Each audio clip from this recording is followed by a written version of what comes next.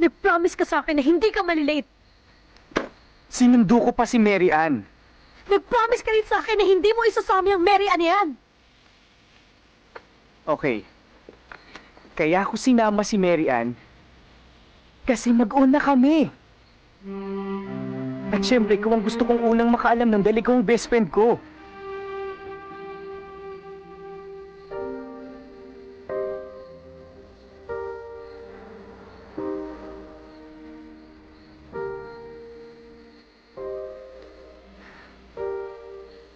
Get out of my way.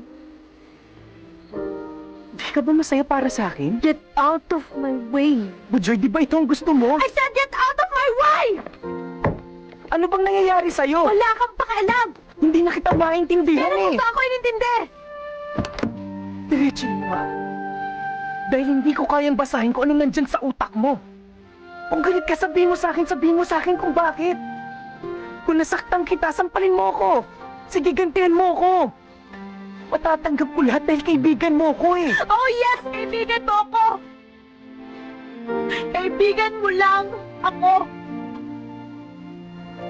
And that's all I ever was to you, Ned.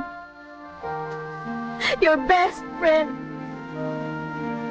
Tapuhan mo kung may problema ka. Tagasunod. Tagabigay ng advice. Taga-enroll. Tagagawa ng assignment. Tagapagpatuloy sa'yo kapag nalulusot ka. Tagatanggap ng kahit na ano.